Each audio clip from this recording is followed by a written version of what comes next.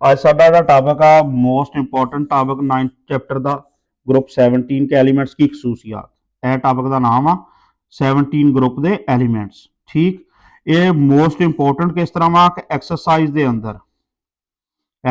अंदर MCQs ए number 1 5 8 ਇਹਦੇ ਵਿੱਚੋਂ ਸ਼ਾਰਟ ਕੁਐਸਚਨ तीसरा चौथा इस टॉपिक का, तो मेरी फिक्र दूसरा हाफ 6वां 7वां ਇਹਦੇ ਵਿੱਚੋਂ, लॉन्ग कुएस्चन दूसरा चौथा हाफ पार्ट ਇਹਦਾ अटैच आ 5वां पूरे का पूरा ਇਹਦੇ ਵਿੱਚੋਂ ਐਸ ਇੰਨੀ ਐਕਸਰਸਾइज ਇਹਦੇ ਵਿੱਚੋਂ कम से कम ग्रुप 1 और ग्रुप 17 ਇਹ ਦੋਨਾਂ ਵਾਲੇ ਟਾਪਿਕ ਮਿਲਾ ਲਈਏ ਤੇ ਐਕਸਰਸਾइज ਦੇ ਵਿੱਚੋਂ ਤਕਰੀਬਨ ਇਹ ਬਣਦੀ ਆ 80% ਐਕਸਰਸਾइज ਇਹਨਾਂ ਦੋ ਟਾਪਿਕਾਂ ਚੋਂ ਬਣਦੀ ਆ, ਮੁਕੰਮਲ ਐਕਸਰਸਾइज ਸਾਰੀ ਦੀ ਸਾਰੀ। ਇਸ ਤੋਂ इंतहाई अहम आ टॉपिक है और मजेदार भी है, यानी कि इजी है, थोड़ा या समझना बिल्कुल सानू याद हो जाएगा, कोई मुश्किल नहीं है टॉपिक खास। हुण अगर इहदा असीं खुलासा बनाइए जिहड़ा कि स्टूडेंट नलैक तो नलैक स्टूडेंट भी अगर चंद चीज़ां एक पेज याद कर लेगा, इहदा स्क्रीनशॉट लैके उहदे लई भी ईजी रहेगा। ऑब्जेक्टिव दे विच या शॉर्ट क्वेश्चन दे विच कुछ ना कुछ उहनूं खुद सेंस होएगी। ठीक, खुलासा ਇਹਦਾ ਕੀ ਬਣੇਗਾ ਕਿ ਇਲੈਕਟ੍ਰੋਨਿਕ ਕਨਫਿਗੂਰੇਸ਼ਨ ਇਹਦੀ ਕੀ ਆ। 7 ਇਲੈਕਟ੍ਰੋਨ ਹੁੰਦੇ ਆ 17ਵੇਂ ਵਾਲੇ ਦੇ, ਬਾਹਰ ਦੇ ਸ਼ੈਲ ਚ ਕਿੰਨੇ ਹੁੰਦੇ ਆ 7 ਇਲੈਕਟ੍ਰੋਨ ਹੁੰਦੇ ਆ। ਇਹਨਾਂ ਦੀ ਤਕਸੀਮ ਕਿੱਦਾਂ ਹੁੰਦੀ ਆ, S ਸਬ ਸ਼ੈਲ ਚ 2 P ਚ 5, ਦੋਨਾਂ ਨੂੰ ਜਮਾ ਕਰੀਏ ਤੇ ਬਾਹਰ ਵਾਲਾ ਸ਼ੈਲ ਜਿਹੜਾ ਮੇਨ ਬਣਦਾ ਉਹ ਚ 7 ਬਣ ਗਏ। ਅਗਲੀ ਗੱਲ ਕੀ ਯਾਦ ਰੱਖਣੀ, ਨਾਨ ਮੈਟਲਸ ਆ। 17ਵਾਂ ਗਰੁੱਪ ਨਾਨ ਮੈਟਲਸ ਆ। किस तरह ਦੀਆਂ ਵਾ, ਇਲੈਕਟ੍ਰੋਨੈਗੇਟਿਵ ਆ। ਇਲੈਕਟ੍ਰੋਨੈਗੇਟਿव मतलब कि इलेक्ट्रॉन हासिल करके नेगेटिव आयन बनानिया एन आयन, और रिएक्टिव भी ज्यादा वा। ठीक, रिएक्टिव भी आ, इलेक्ट्रोनैगेटिव भी आ, रिएक्टिव भी आ, नॉन मैटल्स भी आ। एलीमेंट्स किस किस्म दे आ, ये जर्नल इन्हां दीयां गल्लां। और ये एग्जिस्ट किदां करदे आ, डाई एटॉमिक मॉलिक्यूल्स, यानी कि क्लोरीन Cl2, ठीक, फ्लोरीन F2 की शक्ल च, डाई मतलब दो एटॉमिक, दो एटम मिलके आपस च बॉन्ड बना के एक मॉलिक्यूल की शक्ल च एग्जिस्ट करदे आ। ਹੁਣ ਅੱਗੇ ਇਹਨਾਂ ਦੀਆਂ ਆ ਗਈਆਂ ਪ੍ਰੋਪਰਟੀਜ਼, ਮਸਲਨ atomic radius, melting boiling point ਇਹਨਾਂ ਦੇ ਕਿਦਾਂ ਵਾ ਗਰੁੱਪ ਦੇ ਅੰਦਰ बढ़ਦੇ ਆ, ਕਿਉਂਕਿ ਗਰੁੱਪ ਦੀ ਗੱਲ ਹੋ ਰਹੀ ਆ ਨਾ, ਉੱਪਰ ਤੋਂ ਨੀਚੇ ਕੀ ਆ बढ़ਦੇ ਆ। ਠੀਕ, ਅੱਗੇ ਆ ਗਿਆ ਰਿਐਕਟਿਵਿਟੀ ਇਹਨਾਂ ਦੀ ਕੈਸੀ ਆ, ਉਹ ਕੀ ਆ ਕਮ ਹੁੰਦੀ ਆ। ਮੈਲਟਿੰਗ ਬੋਇਲਿੰਗ ਪੁਆਇੰਟ बढ़ਦੇ ਆ ਔਰ ਰਿਐਕਟਿਵਿਟੀ ਕਮ ਹੁੰਦੀ ਆ। ਗਰੁੱਪ 1 ਦੀ ਰਿਐਕਟਿਵਿਟੀ बढ़ਦੀ ਸੀ ਨੀਚੇ ਨੂੰ, ਇਹਨਾਂ ਦੀ ਰਿਐਕਟਿਵਿਟੀ ਨੀਚੇ ਨੂੰ ਕਮ ਹੋ ਰਹੀ ਆ। इन्हां दा नाम हैलोजेंस जिहड़ा वा ये किस बुनियाद ते आ, या इहदा मतलब की है। हैलोजेंस वर्ड जिहड़ा इहदा की मतलब आ, साल्ट्स बनाने वाले, साल्ट मतलब नमकियात, साल्ट्स बनाने वाले एलिमेंट्स। हैलोजेंस दा मतलब साल्ट्स बनाने वाले एलिमेंट्स। रंग इन्हां दा किदां, फ्लोरीन दा रंग हल्का पीला, क्लोरीन दा पीला, ब्रोमीन सुरख, सुरख दे नाल लफ्ज इस्तेमाल होया होएगा माया दा, आयोडीन ग्रे तो बनफशी। ठीक, ए इन्हां दे अलग अलग कलर हो गए। 4 का ही जिक्र होएगा, बाकी जड़े आ इस ग्रुप च उन्हां दा जिक्र नहीं है। रिएक्शंस कैसे आ, मेटल के साथ जो रिएक्शन कर दियां, मेटल्स का जिथे जिक्र आ जाएगा मेनली तुसी ग्रुप 1 ग्रुप 2 ते आ जाना, मेनली हो ते बाकी है भी मेटल्स आ। वैसे डी ब्लॉक सारा जिहड़ा विच नूं आ ट्रांजिशन मेटल्स, मेटल के साथ रिएक्शन मतलब तुसी पहले ग्रुप 2 ग्रुप नूं ज़हन च ले आना। मेटल हेलाइड्स की बनता, मेटल हेलाइड्स, ਇਹ वर्ड ਜਿਹੜਾ याद रखना, मेटल हेलाइड्स बनते हैं और किदां दे कंपाउंड आ, आयनिक कंपाउंड आ। अगली गल की है, इन्हां दी खूबी की दसी आ, ऑक्सीडाइजिंग एजेंट। ऑक्सीडाइज का मतलब की हुंदा, किसी चों इलैक्ट्रॉन कढना, ये किसी दूसरे चों इलैक्ट्रॉन कढदे आ। ठीक है, इस तो यह कौन हो गए, ऑक्सीडाइजिंग, यानी कि ऑक्सीडेशन करने वाले, इन्हां दी वजह तो ऑक्सीडेशन होएगी। ऑक्सीडाइजिंग एजेंट आ, और ऑक्सीडाइजिंग पावर जिहड़ी आ नीचे नूं किदां कम हो रही है, ऊपर तो नीचे नूं की हो रही है कम। मसलन ਇਹ देखो Cl2 ਇਹਦੀ ਆਕਸੀਡੇਸ਼ਨ ਪਾਵਰ ਜ਼ਿਆਦਾ, ਇਹਦੀ ਕਮ, ਉਸ ਤੋਂ ਨੀਚੇ ਵਾਲੇ ਦੀ ਕਮ, ਸਭ ਤੋਂ ਜ਼ਿਆਦਾ ਇਹਦੀ ਹੋ ਗਈ, ਇਧਰ ਨੂੰ ਕਮ ਹੋ ਰਹੀ ਹੈ। ਇਧਰ ਨੂੰ ਮੂੰਹ ਖੁੱਲਾ ਹੋਏਗਾ, ਇਹਦਾ ਮਤਲਬ ਉਧਰ ਨੂੰ ਵੈਲਿਊ ਜ਼ਿਆਦਾ ਵਾ, ਖੁੱਲਾ ਮੂੰਹ ਉਧਰ ਵੈਲਿਊ ਜ਼ਿਆਦਾ, ਇਧਰ ਨੂੰ ਕਮ ਹੋ ਰਹੀ ਆ। ਠੀਕ, ਅੱਛਾ, ਹੁਣ ਇਹਨਾਂ ਦੀ ਇੱਕ ਖੂਬੀ ਕੀ ਆ, ਜਿਸकी ਪਾਵਰ ਜ਼ਿਆਦਾ, ਹੁਣ ਇਹਦੀ ਪਾਵਰ ਜ਼ਿਆਦਾ, ਇਹ ਇਹਨੂੰ ਕੱਢ ਦੇਗਾ। ਠੀਕ, ਇਹਦੀ ਪਾਵਰ ਜ਼ਿਆਦਾ, ਇਹ ਇਹਦੇ ਕੰਪਾਊਂਡ ਚੋਂ ਇਹਨੂੰ ਕੱਢ ਦੇਗਾ। ਇਹ ਗੱਲ पावर ज्यादा रहा, दूसरे हेलोजन आयन को उसके कंपाउंड से निकाल देता है। ये बकायदा डिटेल ना सारा टॉपिक ऑक्सीडाइजिंग का डिटेल ना समझ लांगे। ऑक्सीडाइजिंग का मतलब की आ कि इलैक्ट्रॉन कढ़ना किसी चों, और इत्थे जिहदे विच ऑक्सीडेशन पावर ज्यादा वा, जिहदी ऑक्सीडाइजिंग पावर वो दूसरे आयन नूं कढ़ देगा हैलोजन नूं, ਉਹਦੇ ਕੰਪਾਊਂਡ ਚੋਂ, ਕਲੋਰੀਨ ਬਰੋਮੀਨ ਨੂੰ ਉਹਦੇ ਚੋਂ ਕੱਢ ਦੇਗਾ। ਠੀਕ ਹੈ, ਬਰੋਮੀਨ ਜਿਹੜਾ ਆਇਓਡੀਨ ਵਾਲੇ ਜਿਹੜੇ ਹੋਣਗੇ ਕੰਪਾਊਂਡ ਉਹਨਾਂ ਚੋਂ ਉਹਨੂੰ ਕੱਢ ਦੇਗਾ। ਹਾਈਡਰੋਜਨ ਦਾ ਰਿਐਕਸ਼ਨ ਕਿੱਦਾਂ ਇਹਨਾਂ ਦਾ, ਇਹ ਬੜਾ ਅਹਿਮ ਆ, ਡਿਟੇਲ ਨਾਲ ਲਿਖਿਆ ਉਹਨੇ। ਹਾਈਡਰੋਜਨ ਹੈਲਾਈਡਸ ਬਣਦੇ ਆ, ਇੱਥੇ ਮੈਟਲਸ ਹੈਲਾਈਡ ਸੀ, ਇੱਥੇ ਹਾਈਡਰੋਜਨ ਹੈਲਾਈਡਸ ਬਣਦੇ ਆ। ਹਾਈਡਰੋਜਨ ਹੈਲਾਈਡਸ ਕੈਸੇ ਆ, ਸਟਰੋਂਗ ਐਸਿਡ ਹੁੰਦੇ ਆ। ਠੀਕ ਆ, hydrofluoric acid, hydrochloric acid, hydrobromic acid, hydroiodic acid. ਇਹ ਕੀ ਆ, ਗੈਸ ਦੀ ਸ਼ਕਲ ਚ ਹੁੰਦੇ ਆ, ਲੇਕਿਨ HF ਜਿਹੜੀ ਆ ਇਹ ਮਾਇਆ ਦੀ ਹਾਲਤ ਹੁੰਦੀ ਆ। ਇਹਨਾਂ ਚੋਂ ਇਹ ਐਕਸਪਲੇਨ ਉਹਨੇ ਕੀਤਾ ਹੋਇਆ, HF ਮਾਇਆ ਚ, ਬਾਕੀ ਗੈਸ ਦੀ ਹਾਲਤ ਚ। ਥਰਮਲ ਸਟੇਬਿਲਿਟੀ ਇਹਨਾਂ ਦੀ ਕਿੱਦਾਂ ਵਾ, ਉਹ ਕਮ ਹੁੰਦੀ ਆ, ਯਾਨੀ ਕਿ ਆ ਸਟੇਬਲ ਆ ਸਾਰਿਆਂ ਨੂੰ ਜ਼ਿਆਦਾ, ਆ ਸਟੇਬਲ ਆ, ਇਹ ਨਹੀਂ ਟੁੱਟੇਗਾ। ਹੀਟ ਕਰਾਂਗੇ ਇਹਨੂੰ, ਗਰਮ ਕਰਾਂਗੇ, ਇਹ ਜਲਦੀ ਨਹੀਂ ਬ੍ਰੇਕ ਡਾਊਨ ਹੋਏਗਾ, ਡੀਕੰਪੋਜ਼ ਨਹੀਂ ਹੋਏਗਾ। ਬਾਕੀ ਜਿਹੜੇ ਆ ਉਹ ਈਜ਼ੀਲੀ ਹੋ ਜਾਂਦੇ। ਥਰਮਲ ਸਟੇਬਿਲਿਟੀ ਦਾ ਟ੍ਰੈਂਡ ਕਿੱਦਾਂ ਵਾ, ਕਮ ਹੋ ਰਹੀ ਨੀਚੇ ਨੂੰ, ਯਾਨੀ ਕਿ ਉੱਪਰ ਵਾਲਾ HF ਜਿਹੜੀ ਆ ਇਹ ਸਭ ਤੋਂ ਜ਼ਿਆਦਾ ਕਹਿ ਲਓ ਸਟੇਬਲ ਆ। ਅਗਰ ਇਹਨੂੰ ਗਰਮ ਕਰੋ ਇਹ ਜਲਦੀ ਇਹਦਾ ਸਟਰਕਚਰ ਬ੍ਰੇਕ ਡਾਊਨ ਨਹੀਂ ਹੁੰਦਾ, ਇਹ ਮਤਲਬ ਆ। ਇਹ ਸਾਰਾ ਤਾਂ ਇਹਦਾ ਹੋ ਗਿਆ ਖੁਲਾਸਾ। ਹੁਣ ਇਹੀ ਟਾਪਿਕ ਅਸੀਂ ਡਿਟੇਲ ਨਾਲ ਦੇਖਦੇ ਹਾਂ, ਇਹੀ ਚੀਜ਼ਾਂ ਰਿਪੀਟ ਹੋਣਗੀਆਂ ਲੇਕਿन थोड़ी डिटेल ना। इलेक्ट्रॉनिक कन्फिगरेशन किया, ग्रुप 17 में शामिल तमाम एलिमेंट्स के ब्रोनी शेल्स में 7 इलेक्ट्रॉन, ब्रोनी च किन्ने आ 7 इलेक्ट्रॉन आ। और किदा किदा वा ए बुक के अंदर गलत लिखा हुआ वा, ए सही तरह इस तरह वा दी कन्फिगरेशन NS2 NP5 5 2 7 S सब शेल च 2 P च 5। अच्छा यह तरतीब आ। टोटल किन्ने हो गए बाहर वाले शैल च 7, इन्हां नूं पूरा बाहर वाला शैल 8 ना पूरा करने लई किन्ने इलेक्ट्रॉन चाहिदा, 1 चाहिदा।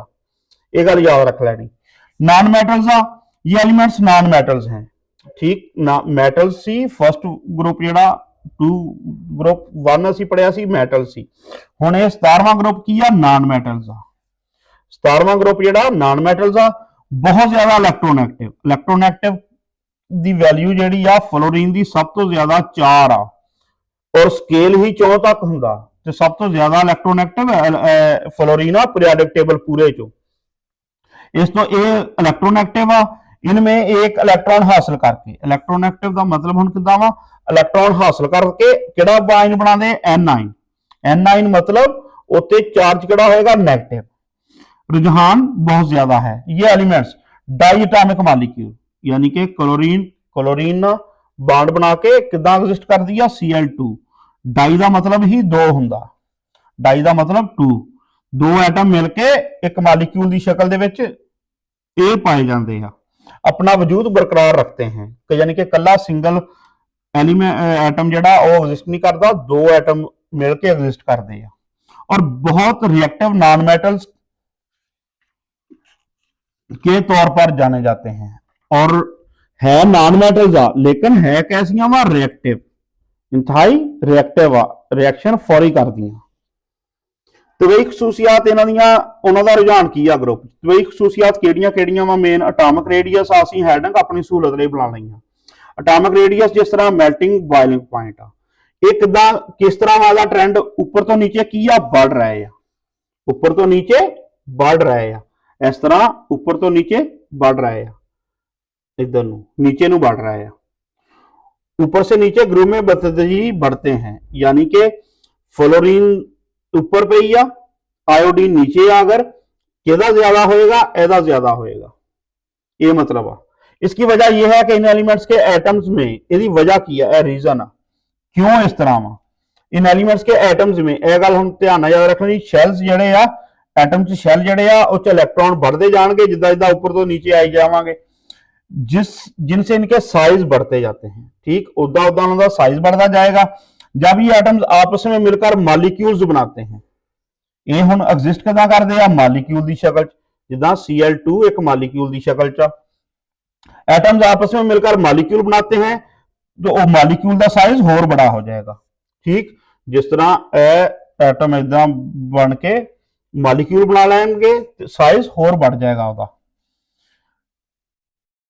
तो इनके साइज भी बतदरीज बढ़ते हैं क्योंकि बड़े साइज के मॉलिक्यूल्स, हुण साइज बड़ा मॉलिक्यूल दा कशिश की कुव्वत ज्यादा, कशिश की कुव्वत ज्यादा हो गई, इसका मतलब ओनू तोड़ना बाढ़ नू मुमकिन नहीं जल्दी, इस तो मेल्टिंग पॉइंट बॉइलिंग पॉइंट ज्यादा हो जाएगा, कशिश की कुव्वत ज्यादा हो जाती है।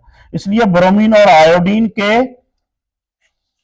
मेल्टिंग और बॉइलिंग पॉइंट्स क्लोरीन और फ्लोरीन, ए ब्रोमीन यानी कि नीचे वालियां वा, ब्रोमीन तीसरे नंबर ते, ए चौथे नंबर ते आयोडीन, तीसरा नंबर उपर नू, उपरों थले नू, एदा चौथा, इन्हां दा हो गया क्लोरीन दा दूसरे नंबर ते, फ्लोरीन पहले नंबर ते पई आ उपर तो थले नू, ए उपर वालियां दे कम आ, इन्हां दे ब्रोमीन आयोडीन दा जिहड़ा मेल्टिंग पॉइंट आ, इह ज्यादा वा, इह गल आ। अच्छा, इन्हां दा रंग किस तरह दा, ਹੁਣ ਦੇਖੋ ਇਹ ਐਮਸੀਕਿਊ ਦੇ ਵਿੱਚ ਵੀ ਇਹ ਆਏਗਾ, ਇਹਦਾ ਹਵਾਲਾ ਇਹ ਵਾਲਾ ਉਹਦਾ ਆਪਸ਼ਨ ਜਵਾਬ ਹੈ। ਫਲੋਰੀਨ ਗੈਸ ਦਾ ਰੰਗ ਜਿਹੜਾ, ਫਲੋਰੀਨ ਦਾ ਗੈਸ ਦਾ ਰੰਗ ਹਲਕਾ ਪੀਲਾ, ਕਲੋਰੀਨ ਦਾ ਪੀਲਾ, ਬ੍ਰੋਮੀਨ ਸੁਰਖ ਰੰਗ ਕੀ ਮਾਇਆ। ਇਹ ਦੋਨੇ ਪਹਿਲੀਆਂ ਗੈਸਾਂ, ਗੈਸ, ਇਹ ਕੀ ਹੋ ਗਿਆ ਲਿਕੁਇਡ, ਬ੍ਰੋਮੀਨ ਲਿਕੁਇਡ ਫਾਰਮ ਚ, ਮਾਇਆ ਚ। ਇਹ ਕਿਉਂ ਆਏ, अलग तो सवाल आएंगे एक्सरसाइज, जिसमें बखारात निकलते रहते हैं, वो क्यों वेपर्स या बखारात निकलते रहते हैं, कैसा माया वा ये एक्सप्लेन किया उन्हें। आयोडीन की क्रिस्टल्स, हुण लफ्ज क्रिस्टल्स आ गया, ਇਹਦਾ ਤਲਕ ਕਿੰਨਾ ਹੁੰਦਾ ਠੋਸ ਨਾਲ, ਇਹਦਾ ਮਤਲਬ ਆਇਓਡੀਨ ਜਿਹੜੀ ਆ ਇਹ ਸੋਲਿਡ ਸਟੇਟ ਚ ਠੋਸ ਆ। ਇਹਦਾ ਰੰਗ ਕਿਦਾਂ ਦਾ, ਚਮਕਦਾਰ ਗ੍ਰੇ ਆ, ਚਮਕਦਾਰ ਗ੍ਰੇ, ਔਰ ਗਰਮ ਕਰਨੇ ਤੇ ਕਿਦਾਂ ਦਾ ਹੋ ਜਾਂਦਾ ਬਨਫਸ਼ੀ, ਬਨਫਸ਼ੀ ਰੰਗ ਚ ਬਦਲ ਜਾਂਦਾ ਕਦੋਂ ਗਰਮ ਕਰਨੇ ਤੇ, ਠੀਕ। ਔਰ ਇਹਦੇ ਰਿਲੇਟਡ ਸ਼ਾਰਟ ਕੁਐਸਚਨ ਜਿਹੜਾ ਵਾ ਉਹ ਚੌਥਾ, ਉਹ ਹੈ ਆਇਓਡੀਨ ਦਾ ਠੋਸ ਹੋਣ ਦਾ ਜਿਹੜਾ ਵਾ ਰੀਜ਼ਨ। ਹੈਲੋਜਨਸ ਨਾਮ ਇਹਨਾਂ ਦਾ ਕਿਸ ਬੁਨਿਆਦ ਤੇ ਆ, ਹੈਲੋਜਨਸ ਅਲਕਲੀ ਔਰ ਅਲਕਲਾइन अर्थ मेटल, ਅਲਕਲੀ और ਅਲਕਲਾइन अर्थ मेटल्स मतलब ग्रुप 1 और ग्रुप 2, ਇਹ ਉਹਦੀ ਗੱਲ ਹੋ ਰਹੀ। ਅਲਕਲੀ और अल्कलाइन अर्थ मेटल से रिएक्ट करके पहले ਜਿਹੜੇ ਦੋ ਗਰੁੱਪ ਆ ਉਹਨਾਂ ਦੀ ਗੱਲ ਹੋ ਰਹੀ। ਹੈਲੋਜਨਸ करके साल्ट्स बनाते हैं, साल्ट बनाते हैं, इस वजह तो इन्हों का नाम हैलोजन्स, तब ही इनका नाम हैलोजन्स रखा गया है। अब हैलोजन्स का मतलब की आ, साल्ट्स बनाने वाले एलिमेंट्स, हैलोजन्स का मतलब साल्ट्स बनाने वाले एलिमेंट। हुण रिएक्टिविटी जिहड़ी आ यह बहुत अहम है, इन्हां दी याद रखना। यह जिहड़ा पैराग्राफ आ इन्ना ये चंगी तरह याद होना चाहिए, क्योंकि इसका रैफरेंस कई जगह आएगा, MCQs च भी आएगा, ठीक, तमीरी फिकर च भी आएगा, लॉन्ग क्वेश्चन जिहड़ा उह च भी ये मैंशन आ। रिएक्टिविटी की बुनियाद से क्वेश्चन आएंगे एक्सरसाइज, ये इंतहाई अहम आए पार्ट। हैलोजन्स की रिएक्टिविटी ऊपर से नीचे कम होती है, ये अटॉम ਜਿਹੜੇ ਸੀ ਬॉइलिंग पॉइंट बढ़ रहे ਸੀ नीचे ਨੂੰ, ਹੁਣ रिएक्टिविटी ਜਿਹੜੀ ਆ ਉਹ कम हो रही ऊपर तो नीचे, यानी कि सब तो ज्यादा रिएक्टिव कौन हो गई, फ्लोरीन। ए क्लोरीन इस तो कम रिएक्टिव होएगी, नीचे वाली उस तो कम होएगी, आयोडीन फिर बिल्कुल कम रिएक्टिव होएगी। इन्हां दा जो कंपैरिजन करिए, इसकी वजह यह है कि ग्रुप में नीचे आने से क्यों इदा हो रहा, अटामिक साइज बड़ा हो रहा, एलीमेंट्स की इलैक्ट्रॉन जज़ब करने की सलाहियत कमी, इन्हां दी यानी कि रिएक्टिव किदां होंदियां, इन्हां दा रिएक्शन हुंदा ही किदां, इलैक्ट्रॉन हासिल करके। वो जो एटम साइज बढ़ गया तो जज़ब करने की सलाहियत जिहड़ी आ कम हो जाएगी, इलैक्ट्रॉन नूं हासिल करके जज़ब करने की सलाहियत कम होएगी, तो ज़ाहिर इन्हां दी फिर रिएक्टिविटी कम हो जाएगी, क्योंकि इन्हां दी रिएक्टिविटी डिपेंड ही किदां कर रही है कि इलैक्ट्रॉन लैके ये अपना काम चला रहे हैं, जो रिएक्टिविटी में कमी का बास बनती है। यह जिहड़ी रिएक्टिविटी वाला पैरा, अटामिक साइज बड़ा, सलाहियत जिहड़ी आ इलैक्ट्रॉन जज़ब करने की कम हो गई, ये जिहड़ी बुनियाद ते इनू याद रखना रिएक्टिविटी नू, और ट्रेंड किया ऊपर तो नीचे कम हो रही है, ठीक।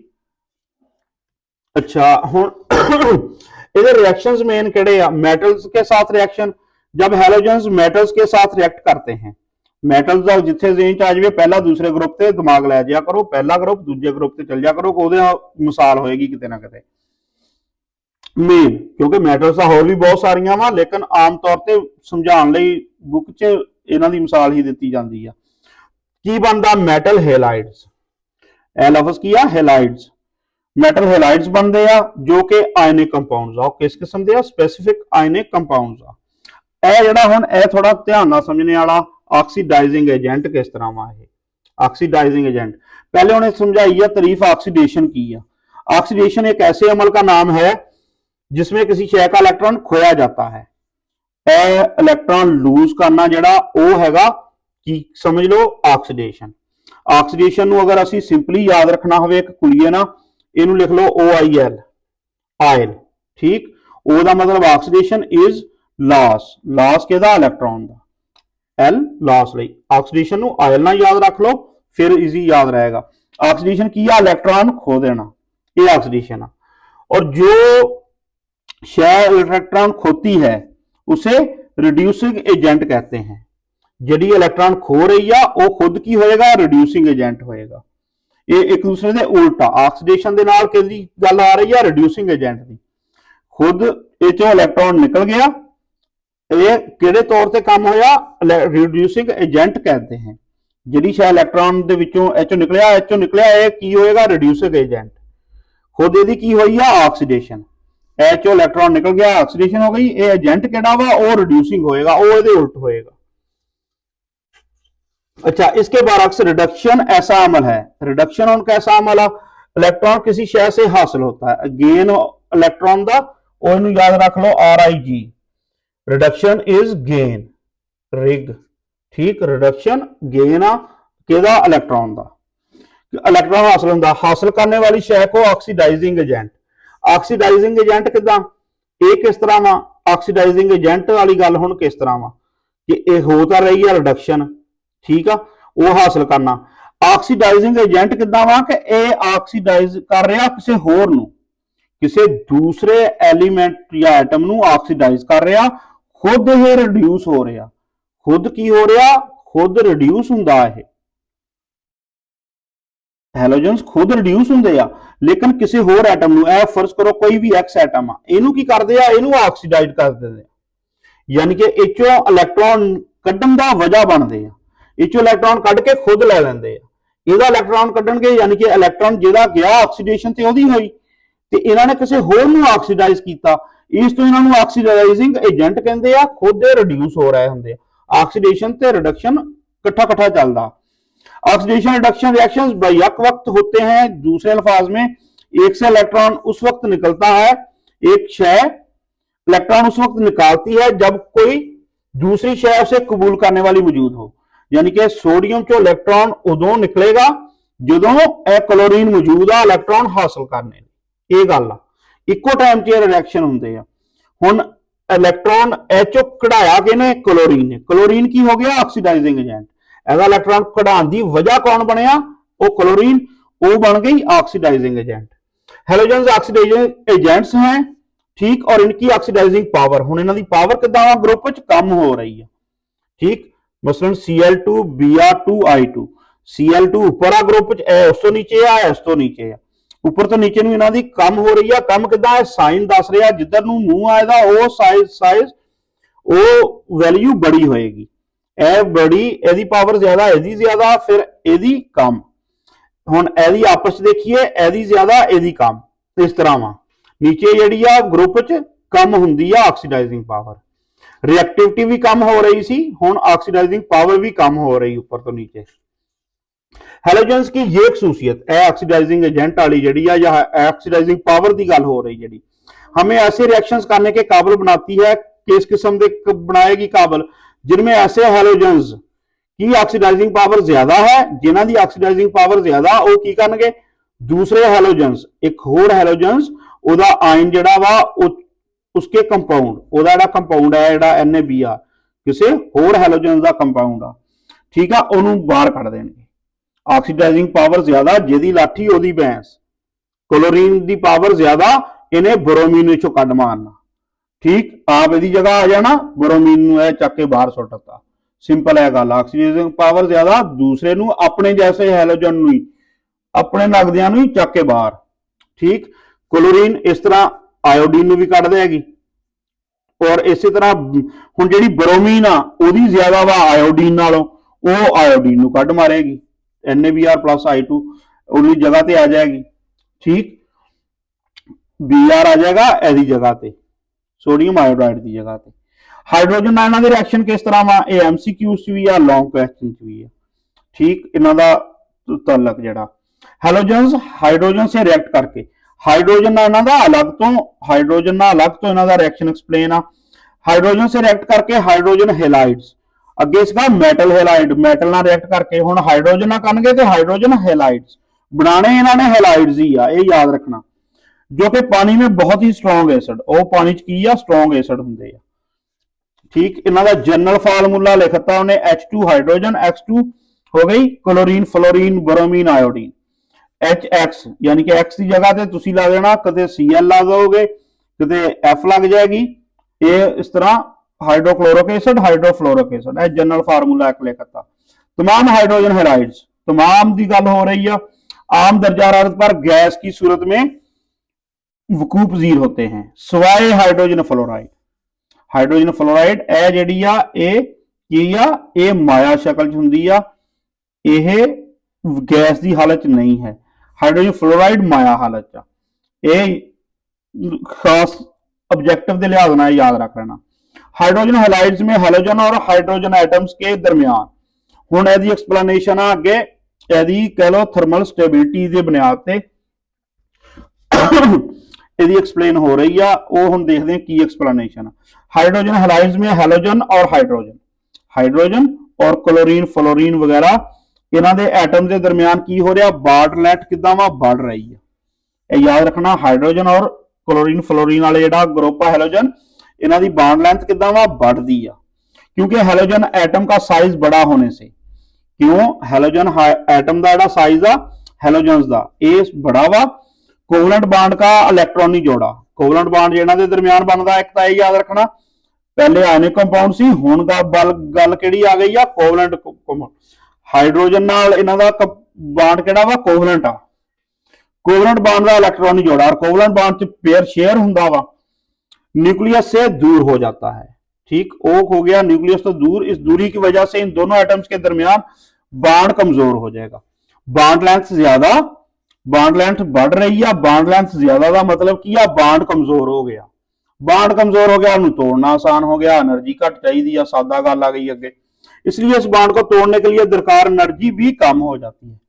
बाड जिदा नीचे आया ना, बाड तोड़ना आसान हो गया। इन बातों का हतमी नतीजा ये बरामद होता है कि कहानी निकलती है एंड से, हाइड्रोजन हैलाइड्स की थर्मल स्टेबिलिटी। हुण ये पहले देख लो कि ये कम होंगी है, ठीक होती जाती है। हुण थर्मल स्टेबिलिटी का मतलब की है, थर्मल जिथे लफज आ जाए इसका मतलब तुसी हीट दी, उन्होंने चीज को गर्म किया, स्टेबिलिटी स्टेबल रही कि नहीं रही। ठीक, ये देखना कि हीट थर्मल स्टेबिलिटी का सादा मतलब यह कि गर्म करने से कोई चीज अपना वजूद अपना स्ट्रक्चर बरकरार रखती है या डीकंपोज हो जाती है। अगर बरकरार रखती है तो कितनी देर बरकरार रखती है या फौरी डीकंपोज हो जाती है, यह है थर्मल स्टेबिलिटी। हीट करते गर्म करते कोई चीज अपना वजूद बरकरार रखती या डीकंपोज हो गई। इन्हों चो सब तो ज्यादा स्टेबल कौन आ? F hydrogen hydrofluoric acid, HF जिहड़ा ये सब तो स्टेबल आ, ये नहीं जल्दी टुटदा, इहदा जिहड़ा H और F का बाड आ ये बहुत स्ट्रोंग बाड आ। ठीक, HF वाला बाड समझ लो स्ट्रोंग बाड आ, ये नहीं टुटदा।